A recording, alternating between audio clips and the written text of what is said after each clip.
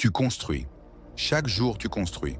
Tu affirmes, tu visualises, tu médites, tu travailles sur toi, tu lis, tu regardes des vidéos, tu poses des intentions, et pourtant quelque chose défait ton travail. Quelque chose que tu ne vois pas, que tu ne contrôles pas, que tu ne comprends même pas vraiment. Et ce quelque chose ne vient pas de l'extérieur. Il vient de toi. De la partie de toi qui tourne en permanence sous la surface, qui prend les décisions avant que tu aies le temps de les penser, qui filtre ta réalité avant que tu aies le temps de la voir. Ton subconscient. Et dans cette vidéo, nous allons comprendre ensemble pourquoi il détruit ce que tu essaies de manifester et comment renverser ce mécanisme une fois pour toutes. Commence par absorber cette donnée. Les neurosciences estiment que ton cerveau conscient traite environ 40 informations par seconde. Ton cerveau subconscient, lui, en traite 40 millions. Ce n'est pas une métaphore, c'est une réalité biologique. Cela veut dire que 99,9% de ce qui dirige ta vie, tes décisions, tes réactions, tes émotions, tes comportements, échappent complètement à ton contrôle conscient. Tu crois que tu choisis, tu crois que tu décides, mais la plupart du temps, tu exécutes simplement le programme que ton subconscient fait tourner en fond depuis des années, parfois depuis l'enfance. Et voici où ça devient crucial pour ta pratique de manifestation. Quand tu affirmes l'abondance consciemment, tout en portant subconscient une croyance profonde que tu ne mérites pas, que l'argent est dangereux, que les gens riches sont mauvais, que la vie est une lutte, ton subconscient ne se tait pas poliment pendant que tu fais ta méditation du matin. Il continue de tourner. Il continue d'envoyer ses signaux dans le champ quantique. Et ces signaux sont infiniment plus puissants que les tiens parce qu'ils sont infiniment plus nombreux et plus anciens. C'est le paradoxe douloureux que vivent des millions de personnes sur le chemin de la manifestation. Plus elles travaillent consciemment sur leur développement, plus elles se heurtent à cette résistance invisible, ce plafond de verre intérieur que rien ne semble pouvoir briser. Et la raison de ce plafond n'est pas un manque de foi, ce n'est pas un manque de mérite. C'est une dissonance entre ce que tu affirmes en surface et ce que ton subconscient croit en profondeur. Bruce Lipton a consacré sa carrière de biologiste à démontrer ce mécanisme. Ses recherches en épigénétique ont montré que nos cellules répondent à l'environnement dans lequel elles baignent, plutôt qu'à leur ADN seul. Et l'environnement le plus déterminant pour chacune de tes cellules, c'est la chimie que génèrent tes croyances subconscientes. Pas tes pensées conscientes du moment, pas tes affirmations du matin. Tes croyances profondes, celles qui tournent en fond 24 heures sur 24. Ce sont elles qui créent le vrai environnement chimique de ton corps. Et ce sont elles que le champ quantique capte comme ton signal dominant. Alors d'où viennent ces croyances subconscientes? Comment se sont-elles installées sans que tu le demandes, sans que tu le remarques, avec une telle profondeur qu'elles semblent faire partie de ta nature? La réponse se trouve dans les premières années de ta vie. Entre la naissance et l'âge de 7 ans environ, ton cerveau fonctionne principalement en ondes θ. C'est un état de conscience hypnotique. Un état dans lequel toutes les informations que tu reçois s'impriment directement dans le subconscient sans filtre critique. Tu n'analysais pas ce que tes parents disaient sur l'argent. Tu ne questionnais pas le message implicite que portait leur rapport à l'abondance. Tu absorbais tout. Tout est devenu programme. Et ce programme, il est encore là, intact, actif. Il tourne encore aujourd'hui avec la même puissance qu'il avait à l'âge de 5 ans. Parce que le subconscient ne met pas à jour ses fichiers automatiquement. Il les protège, il les défend. Il est conçu pour maintenir la stabilité, pas pour évoluer. Et chaque fois que tu tentes de changer quelque chose qui contredit ce programme, il résiste.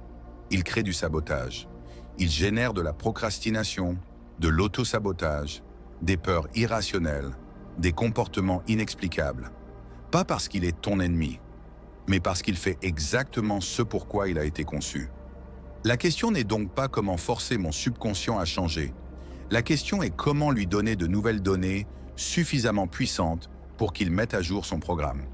Et c'est ici que la plupart des approches de développement personnel échouent. Elles tentent de changer le subconscient par la répétition consciente.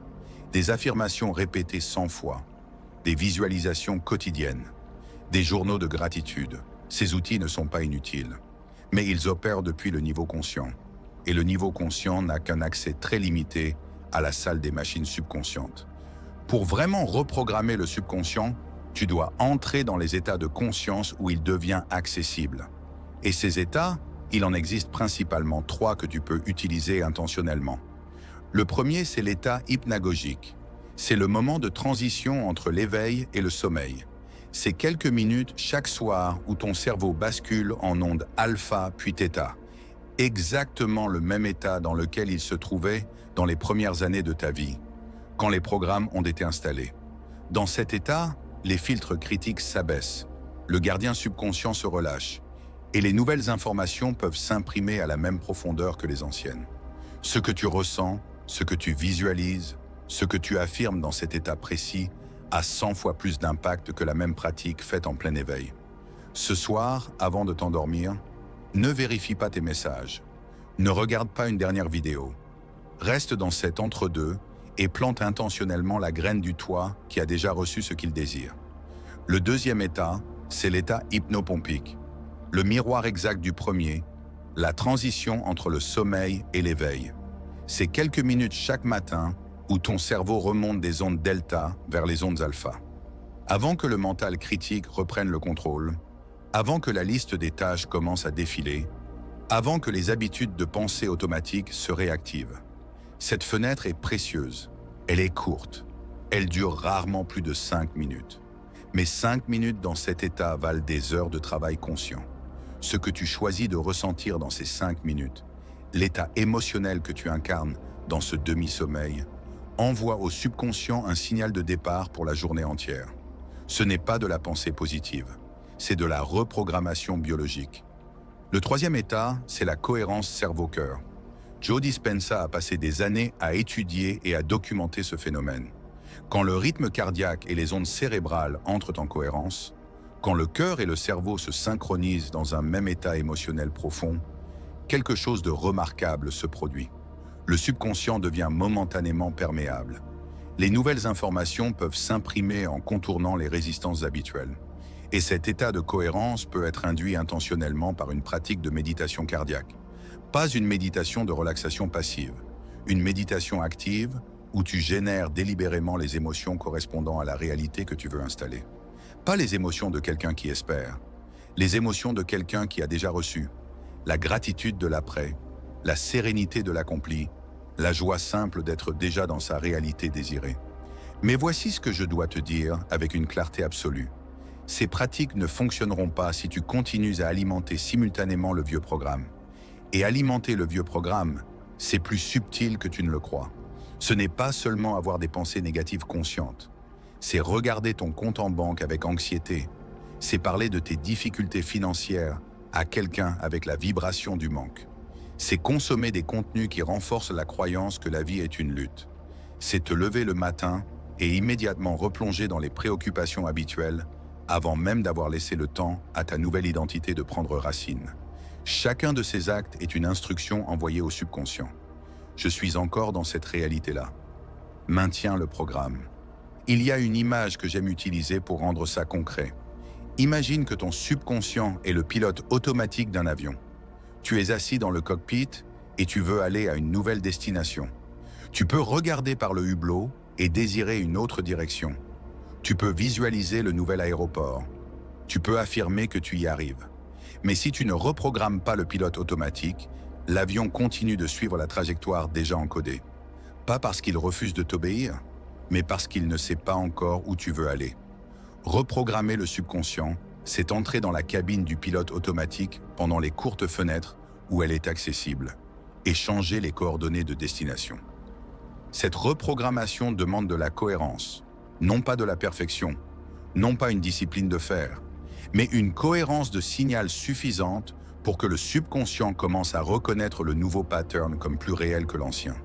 Et cette cohérence se construit dans les marges de ta journée, dans les 5 minutes avant de dormir, dans les 5 minutes au réveil, dans les moments de pause où tu choisis ce que tu ressens plutôt que de laisser le vieux programme choisir pour toi.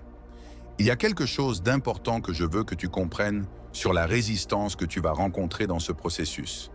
Quand tu commences à donner au subconscient de nouvelles instructions qui contredisent ces programmes anciens, il va résister. Il va générer de l'inconfort, des doutes, des peurs. Des pensées du type «qui suis-je pour croire que ma vie peut être différente?» ou «c'est trop beau pour être vrai?» ou «ça ne peut pas être aussi simple». Ces pensées ne sont pas la vérité. Ce sont les protestations du vieux programme. Et leur présence est en réalité un bon signe. Elles signalent que la reprogrammation a commencé, que le subconscient reconnaît la contradiction entre l'ancien et le nouveau. Ton travail n'est pas de les combattre, c'est de ne pas leur obéir. Pense à ces pensées comme à des notifications d'un ancien système d'exploitation. Elles arrivent, elles s'affichent, elles demandent ton attention. Mais tu n'es pas obligé de cliquer dessus.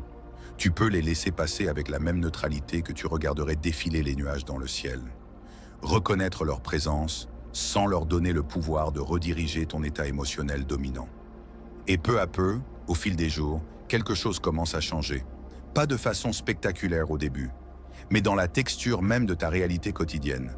Une pensée spontanée plus légère, une réaction moins automatique face à une situation stressante, une décision prise depuis un endroit légèrement différent, légèrement plus aligné avec qui tu veux être.